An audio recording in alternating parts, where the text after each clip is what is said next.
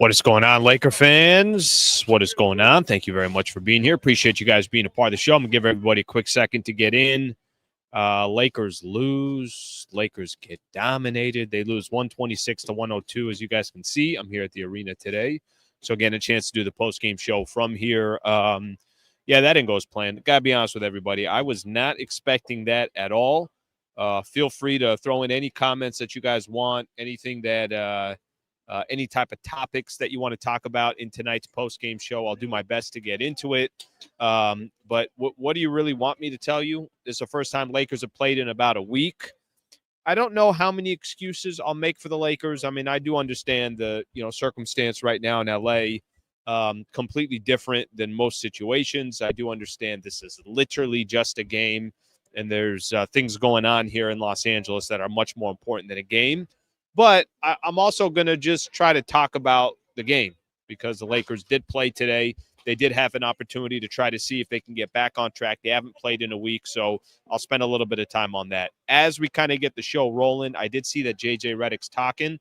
Let's see what J.J. Redick has to say about the Lakers' loss.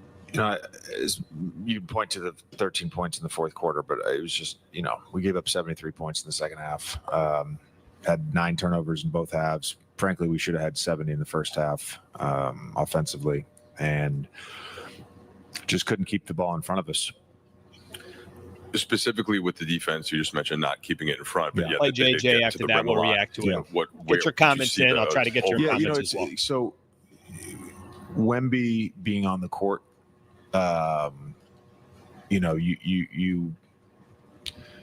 you have to kind of decide how you want to play coverage, whether you want to red. So if he's away from the basket and you're in coverage, let's say, in theory, the 5 would be away from the rim. If you red and he rolls, the 5's away from the rim. We just, the point of attack was not good tonight, and I'll have to look at the film. I turned to Ty, who had the scout today, and I just was like, man, feels like there's no one in the paint for us. It's just very, and that's what I saw in real time, and I'll obviously have to look at the tape, but just everything was at the rim. 66 points in the paint. I mean, it's tough. If you're watching right now, Lakers give up 73 points in the second half. They're outscored 73-40. And they get blown out by the Spurs, 126-102. J.J. Redick is reacting right now. Is viewing things objectively. Yeah, I think I always try to give grace to myself, the staff, our players. Doesn't mean you don't critique, and it doesn't mean you don't tell the truth. And we've had, for 3 games now, a real slippage defensively. And we were, for whatever it was, 12, 13 games, a top 10 defense, trending in that direction until these last 3 games. So, we'll review this game. There's obviously some stuff from Dallas and Houston that probably is pertinent to this game as well. And as much as we'll prep Wednesday for Miami in the morning, we'll focus on the group and where we can improve defensively, and that's both film and on the court. See if I get one more in. When looking at ways the layoff could affect your group, when we spoke pregame, you mentioned the turnovers, so something that could pop up.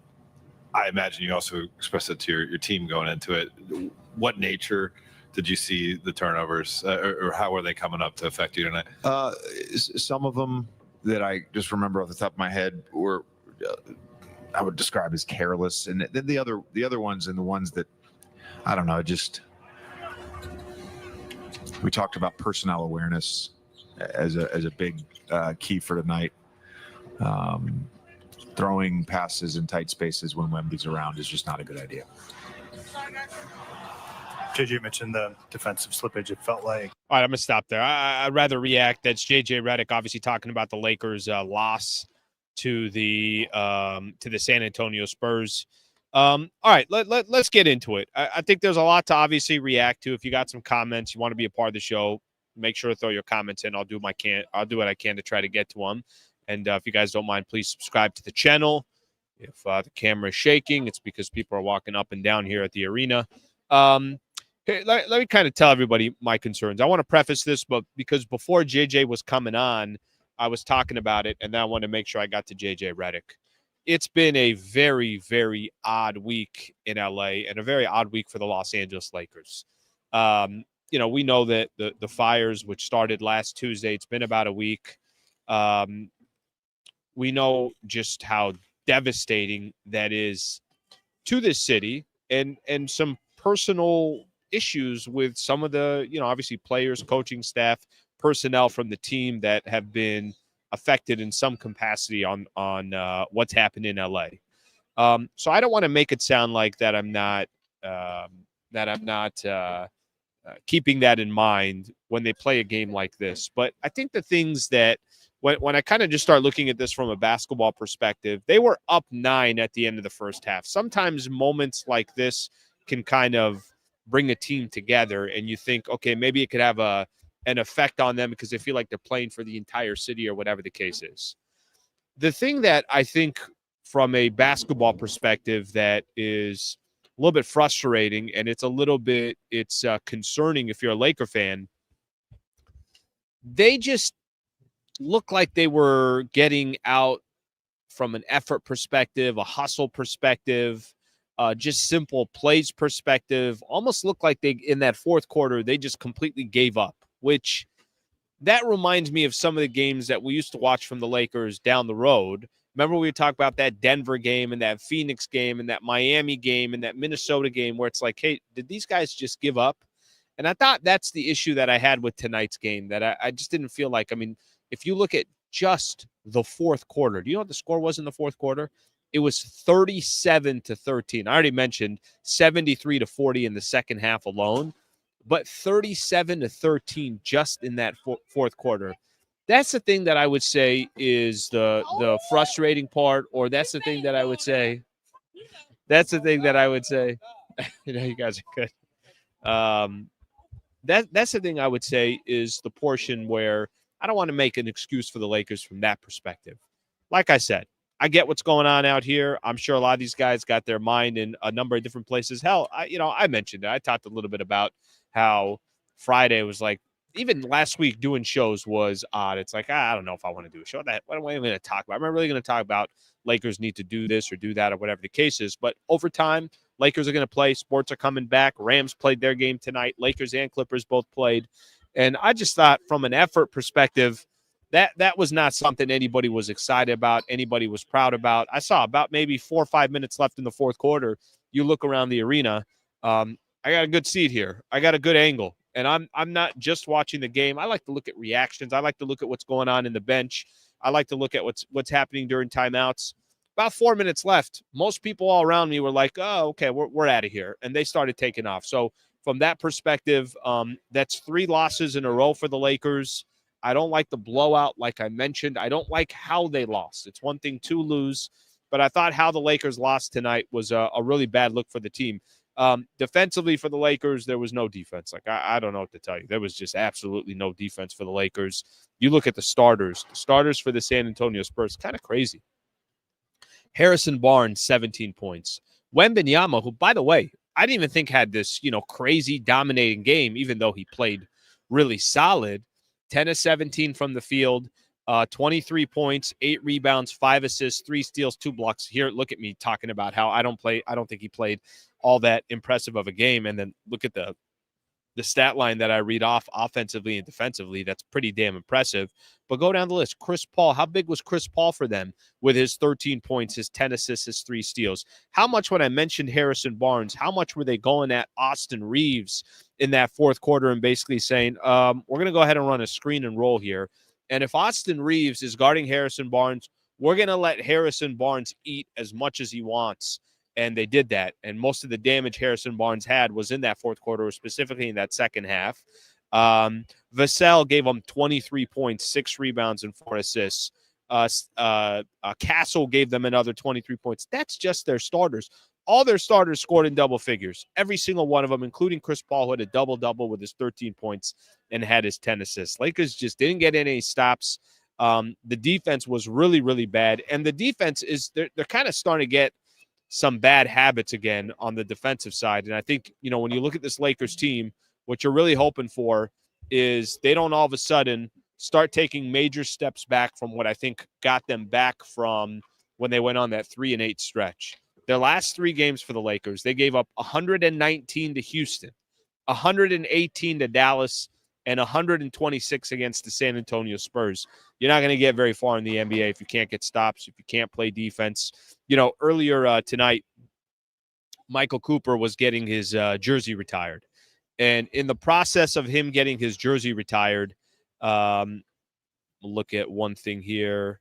In the process of him getting his jersey retired, while all that was going on, you got guys like Pat Riley that are on the court. You got guys like Magic Johnson that are there. And all of them we're talking about when they're talking about Michael Cooper, there's one way you win. You win with defense. You're good, brother. I don't have it. You win with defense, right? Defense wins championships. Defense is why the Lakers won 5 NBA championships in the Showtime era. Here's a guy in Michael Cooper that kind of sacrificed what he meant to the game. He could have probably played on multiple teams and been a much high-profile player. He got his jersey retired because he played defense. So I just point that out because during halftime when they're talking about, and you got these greats talking like Magic Johnson and Pat Riley, they're complimenting what Michael Cooper brought to the game. He brought a defensive presence. My concern now with the Lakers is if they start going back into this, hey, we're going to try to outscore teams, whatever that, and I think JJ Redick and the rest of the team understands that that's not a winning philosophy. But the last 3 games, 119, 118, and 126. Laker fans, how are you going to win games giving up that many points on the defensive side? Where I started getting excited about the Lakers, I'll tell you when I started getting excited about the Lakers, when they were giving up 102 to Atlanta. They're giving up 106 to Portland. What are those? Golden State, they gave up 113. Sacramento, they gave up 99. Sacramento, they gave up 100. It's when they started. Portland, they gave up 98. It's when they started kind of showing that, hey, we're gonna have success because we're either gonna play defense and win games because of that. We're not going to let offense kind of dictate what our style is going to be. You never want to do that. Your offense comes and goes. If your defense is your foundation, you got a much better chance of winning games on a consistent basis. So really, really disappointing loss for the Lakers. And really, like I mentioned from the beginning, I think the thing that sticks out to me most is all of a sudden they're not playing any defense. All right, let me get to some of these chats here. I appreciate you guys being a part of the show. We'll get to some of these supers. We'll get to some of the regular chats as well. Go ahead and throw them in right now. I'm going to try to get to as many of it as I can here before we get started. Quick reminder, I'm back on tomorrow morning at 8 a.m. Quick reminder, please subscribe to the channel. Let's keep it going here. Reddish and Hayes should not be playing after this. Let me tell you something. I was looking at, look, Cam Reddish is such a liability on offense. That part is a concern. 1 for 4 or 1 for 7 from the field, 1 for 4 from the 3-point line. You know what the San Antonio Spurs were doing? Cam, if you want to shoot, please let us show you where the 3-point line is. Cam, you want to take the ball to the basket, and you're going to shoot. It's not going to be Anthony Davis or LeBron or Austin Reeves or some of these, better offensive threats. Every single San Antonio Spur was, rooting for Cam Reddish in those situations. I will just say this. When you look at the Lakers as a whole, offensively, whether it was Austin Reeves, who was 4 of 14, Max Christie, who was 4 of 11, Rui had 9 points, only took 6 shots, 3 of 6 from the field, but it's not like he was a big threat. The only player that you looked at offensively and, you really paid attention to was AD. AD was 13 of 18 from the field. Anthony Davis ended up with 30 points and 13 rebounds. But other than Anthony Davis, there was literally nobody out there that I think was a threat for the Lakers from an offensive perspective. Let's get to some more of these. Francis, thank you, Francis. I appreciate the super. I think these are 2 different ones. Francis Mendoza, thank you. And then just Francis, thank you. Hayes and Reddish should not be playing after this game. How much turnovers did we have these past few games? No effort on Cooper jersey night. Could have been the same Francis. I'm not sure here. Maybe Francis got 2 Francises on here. But I appreciate the super either way. Yeah, it was kind of cool. I think you guys can actually see the jerseys. Michael Cooper got his jersey up a little bit earlier. So had a chance to be here for that, which was kind of cool, which was kind of, also odd just because of the day. They had already set this up. Who would have known that the Lakers would have 2 games postponed, and this would be the first game back, and Lakers were trying to do everything they can to make sure they were giving love to LAFC and all the first responders and everybody that's involved with the fires that are still going on in LA. No effort on Cooper night. I'm with you on that one. LA deserves better than this trash. LA needed this. Yeah, listen, there's 2 ways to look at it. One way you could look at it and you could say, guys, the last thing on their mind is basketball right now. The other way to look at it as you have the entire city kind of looking at you and you want to give out your best effort because at a time like this, the city's looking for something to get excited about, to cheer about, even if it's just for a couple of hours. I mean, hell, you know who did that? The Rams. It's interesting. While the game was going on, after Rams won, they, during one of the timeouts, or maybe coming in from a break, one of those, on the Jumbotron, they ended up playing, some of the Rams highlights. They showed that they won. What was the final score? Maybe 27-9, I think was it. And I'm like, damn, that's a representation for LA. It's the Rams coming through in a playoff game, had to get displaced, had a home game, and all of a sudden they're not playing at home. Now they got to go play in Glendale, Arizona. And they embraced it, and obviously are going to get a chance now to move on and eventually play the Philadelphia Eagles, but didn't happen for the Lakers. Let's get another one here. Third quarter, 10-0 run, no timeouts, killed us, bad coaching. So such a weird the way it all kind of unfolded. It was like this slow car crash, and then next thing you're looking around and you're like, what the hell just happened? Were there 4 cars involved? How did that happen so slow? I felt like they had the brakes on the entire time, and you got this much of a pileup that happens in front of you, and that really was the ball game. I mean, I kept kind of looking. Sometimes when I don't have anybody, so I'm sitting kind of near a couple other media members, and I just kind of look around. I'm like, what the hell just happened here? Well, I'll tell you what happened. They got outscored 73-40 in the second half. I'll tell you what happened. They got outscored 37-13 in the fourth quarter. Really, really an embarrassing second half. Best way I can put it, an embarrassing second half is the best way that I could explain it. By the way, just so everybody knows here, just to give everybody a quick idea on this, go look at the NBA standings. Unfortunately for the Lakers, they fell right back into a position they're very accustomed to. They're in the play-in tournament. I know. It's January 13th. A lot of basketball left. About 3 months left in the regular season before, we get to that play-in tournament. But they're in that 7-10 range now. Yes, Dallas has 17 losses. Yes, Clippers have 17 losses. Yes, Lakers have 17 losses. So it's not like, they got no shot of getting back into the mix here. But I think to me it has more to do with the fact there was a point where I think they snuck in a third, maybe fourth, whatever place. No, it's probably fourth, yeah, because Memphis and Houston have been in third with OKC at the number 1 spot. But then you kind of looked and you're like, wait, they're in the number 4 spot. You feel good about it. Hey, look at the direction they're going in. They might have got to maybe they got to 3. I can't remember how high they got. And now you're all of a sudden looking, it's like, play-in tournament again? Is this really the position Lakers are going to eventually put themselves back in? Are they going to have to be fighting from the play-in tournament? Maybe, maybe not. We'll see. We'll see what happens. But definitely the direction of where this team has been going over this kind of last stretch of games and these 3 games in a row that they lost certainly has you thinking a little bit more about where this team is heading, the direction they're going in. I did a video earlier this morning talking about, players Lakers could be going after, players are going to be targeting. It doesn't help the front office when you're playing the way you're playing. All right, one of the guys that actually did contribute tonight, that did everything he can on his side. Here's AD. How important was it for you guys to get back on that court tonight? Yeah, I mean, it's, the tragedy, seeing it from the news and social media, being somewhat a part of it, with, me having to evacuate and looking out my window, seeing the fires right there, and obviously being close to it, JJ and, Rohan and, other, people in the organization. Obviously a tough time, for our city.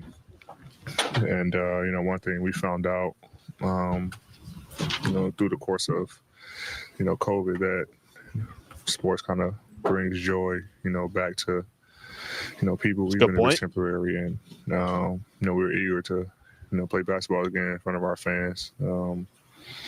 Sucks that we weren't able to, get the win, not with just that, but then, Coop's jersey retirement. But, definitely, tough situation in LA. And, we appreciate all of, everyone's, support from around the world, around the country, and other leagues and other teams, and first responders, risking their lives to make sure that everyone try to be safe as possible. So tough times, but we're going to get through it together. Eddie, what was that like?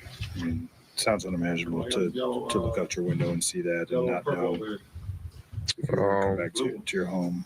Yeah, I mean, we were in Dallas, and when everything's just kind of started happening, and obviously, got kids and wife, and start freaking out, and then get home, and you kind of see it as we flying in, and you kind of hear about. I say the first thing I heard about was JJ's house, and and then my wife started telling me about some of my daughter's classmates,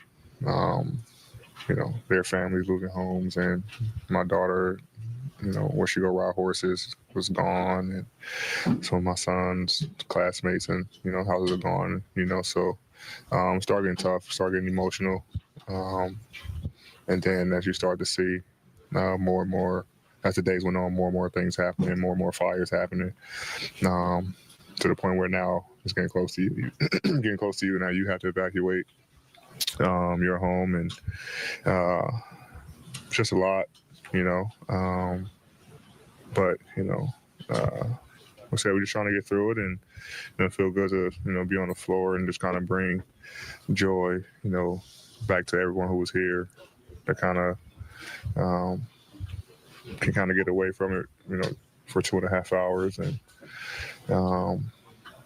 but the fight isn't over. We still have a lot to do, trying to do my part as far as helping families and communities who've been affected, and trying to with donations, actually just talking about getting a suite for a couple games and bringing the first responder, all the firefighters, whoever, bringing them to a game, or meeting them, or whatever the case may be. So just trying to figure it all out, and do my part as one of the leaders here in the community. All right, we'll stop it right there. That's Anthony Davis talking about the Lakers' loss, and then also talking about, I like what he said there. One of the things that the players will try to do is for 2.5 hours, try to see if they can help, obviously, get their mind of what's been going on over the course of the last couple of days. Obviously, no matter what, it's almost just kind of a distraction until you actually, once the game is over, it's like, okay, you got to go back to the real world. You got to go back to life, everything else. But on the basketball floor today, and I'm sure Anthony Davis not crazy about it, not happy with it. Certainly not happy with part of that Laker performance. All right, let's get to some of your comments here. All right, let's see what we got here. See a couple more of these. And by the way, I'm going to just point this out to everybody. There are a lot of people in these comments saying trade Austin Reeves. A lot of people not liking Austin Reeves right now. So I'll highlight those here in just a second.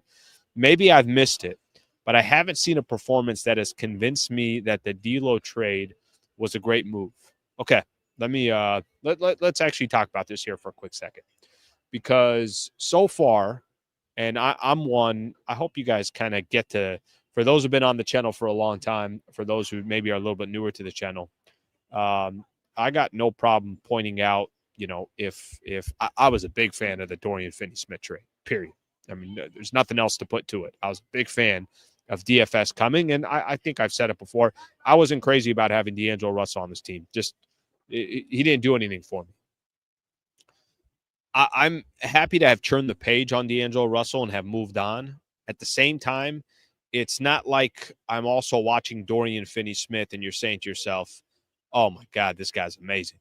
Oh, my God, this guy's a perfect fit. Damn, you see Dorian Finney just got 5 threes in this game or got a couple critical stops at the end of the game. But the whole team's not playing well. So it's not like all of a sudden Lakers aren't playing well because D'Angelo Russell's gone and Dorian Finney-Smith has been, terrible or awful or any of that case. The whole team is playing bad. But I also haven't looked at Dorian Finney and said to myself, oh, this is a no-brainer, right? No, this is clear cut here. Lakers got exactly what they were looking for. It's exactly what they needed.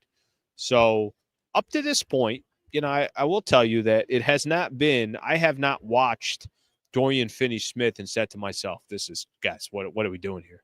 I mean, Pelinka just pulled off exactly what he needed to pull off. And at the same time, I was also one that was like, yeah, this is, of course, you trade D'Angelo Russell for Dorian Finney-Smith. You only gave up some second rounders. It's an expiring contract anyways. You weren't crazy. You want a guy like DFS in playoff time. All right, let's see what we got here. Let's see. Okay, here's one. Is Vando going to come back, going to fix this mess? I don't think so, Slee. Yeah, I don't think, listen, I think if any of us think one player's coming back and is going to fix it, I mean, it's not like you got a player the caliber of Anthony Davis that's about to return, right? You got basically a role player, period. That's what Vando is. Now, he's a role player that I think can be useful and can be helpful, and certainly the Lakers can use for the rest of the regular season. Probably is going to come back. He's not going to come back this week, but maybe there's an opportunity. I would say this, probably by February 1st, there's a good chance we see Vando back. But if he comes back, even if Vando comes back and starts contributing, even if Dorian Finney-Smith starts playing well, that's not the difference of 70 to 43 in the second half. You're giving up a ton of points now. All of a sudden now you're kind of starting to look a little bit more like a squad where it's not, it's not all about having a defensive presence. So those are the areas that I'd be concerned about. All right, let me show you guys some of the Austin Reeves stuff that I'm talking about. Should have traded Reeves instead of D'Lo. Should have traded Reeves for Murray last year. Reeves is a shot chucker. Trade him. These are all different people. Austin Reeves gotta go. And the last one, Joshua. Those were literally 5 different people. Maybe you shouldn't have hated on D'Lo so much. What are you talking? That was kind of. I hated on him. What are you gonna do? If I'm wrong, then I'll admit I'm wrong. But if I hated on him because I thought the Lakers should be going in a different direction, then that's what they need to do. Okay, here's one. Rui's got to go. Basically, everybody's got to go. Pretty soon, I'm going to get fired. I'm going to get fired from my own channel. This team is soft. Simple as that. Let's see what else we got here. DFS hasn't even moved to the starting lineup yet. I will tell you this. I don't think we're far away from probably trying something different in that starting lineup. I wonder, it was something when I got on Spectrum a little bit earlier, it was one of the first things they started doing. They started talking about. They said, should there be a change? I don't think anybody, would anybody look at Rui and say to themselves, okay, hey, you got to keep Rui in the starting lineup. I don't think that's there. Maybe that is going to be the play when Vando comes back. Maybe Vando finds a way to be a part of that. So we'll see. Let's keep it moving here.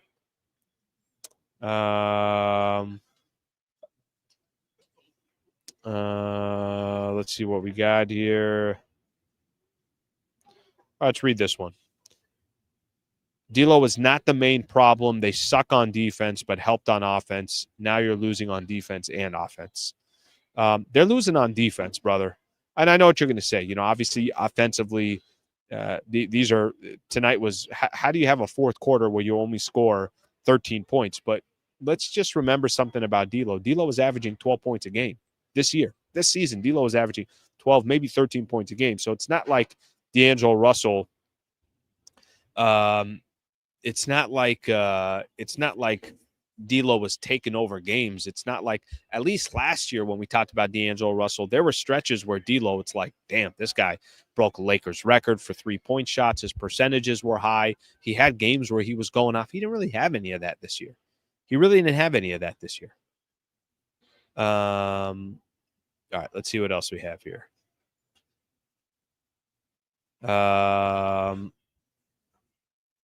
Lake Show wasted a great Sliwa suit game. Damn, that's where I was actually. Mateo, I appreciate you bringing that up.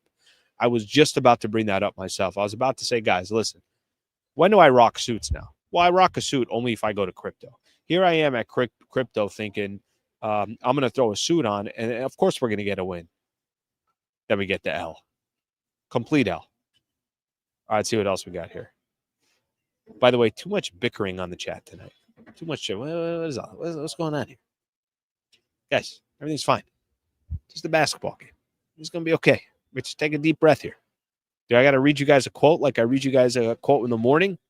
Braun getting less shots than Reeves. Again, Reeves, Rui are food. The curse of Darvin Ham is alive and well. Can't play both at starting lineup. Man, how crazy was it? The way, and this is you don't have to like Chris Paul. I haven't been a fan of Chris Paul his entire career. Maybe in New Orleans he was fine, but I haven't been a fan because, I have no reason to be a fan. He was with the Clippers for a long time, the Warriors last year. But talk about Chris Paul orchestrating. This is a dude coming into the local YMCA and basically running rec ball. That's what he's doing. He's like, who's got Harrison Barnes? Is that Austin Reeves? Cool. I'm going to go ahead and throw the ball to Austin Reeves or to Harrison Barnes 39 plays in a row until the Lakers do something about it. He was just really smart on his fast breaks that he was running or slowing the tempo down, allowing Wemby to be at his best. But it was really all the other role players that he was setting up that I thought Chris Paul was really good on. So, Northborough, thank you for the super, but I'm kind of following up what you're saying that Reeves and Rui are food. Let's see what else we have here.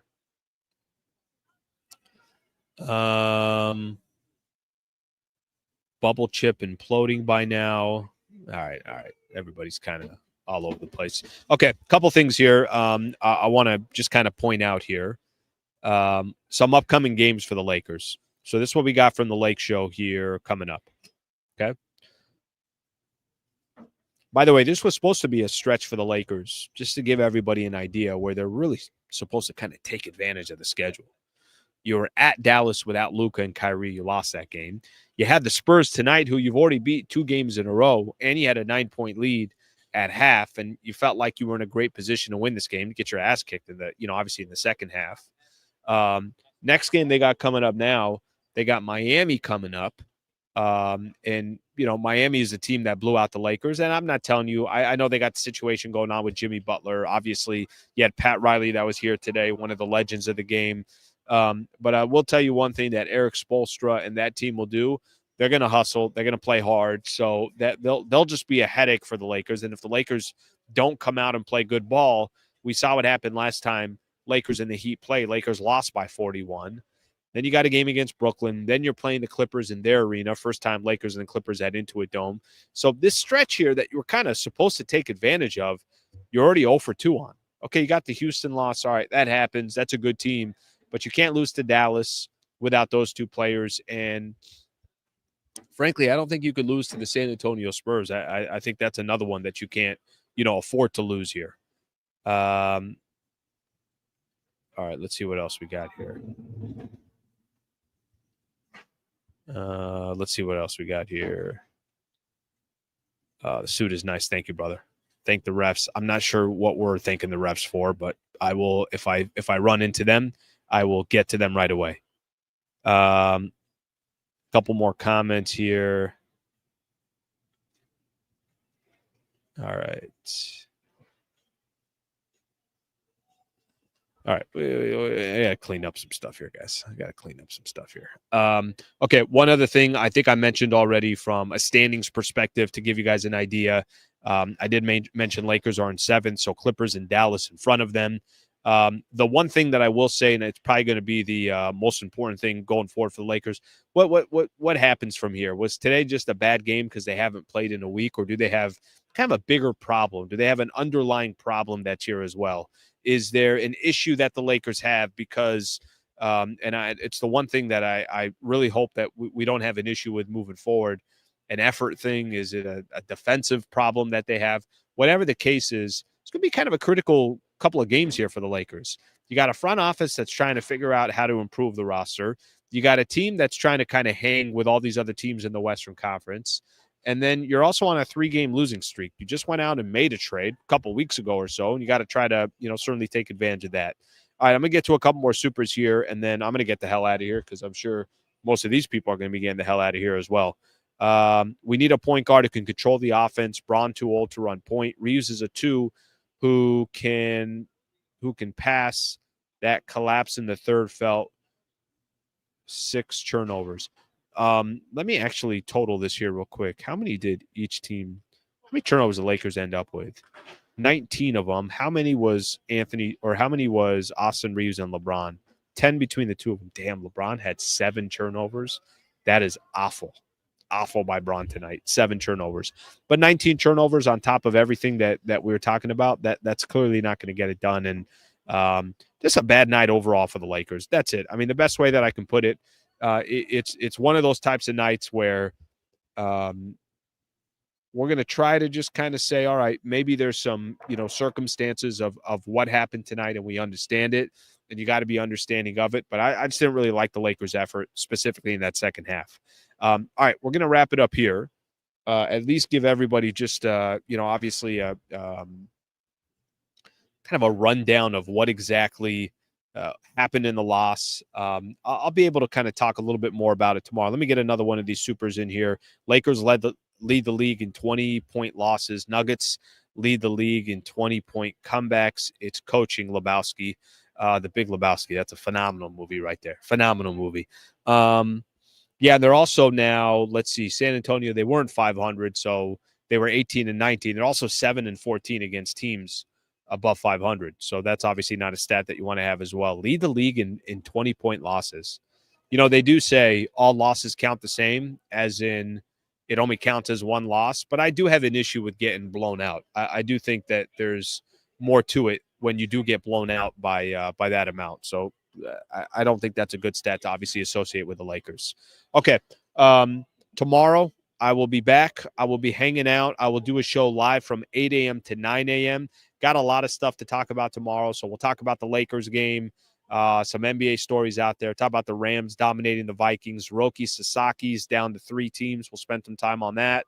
So tomorrow's going to be a busy day. We'll have a longer show tomorrow, just naturally, and we'll take it from there. So I appreciate everybody hanging out on the post-game show here, live from the arena at crypto.com arena. If you've yet to subscribe to the channel, what the hell are you doing? Subscribe to the damn channel, okay? I'm putting content up here every single day, sometimes a couple times a day, like today. Thank you for hanging out. Appreciate everyone that sent a super or was involved in the chat in any shape, way, or form. Thank you for being a part of the show. Lakers lose to the San Antonio Spurs 126-102. I will see you guys tomorrow morning. Have a great rest of your day.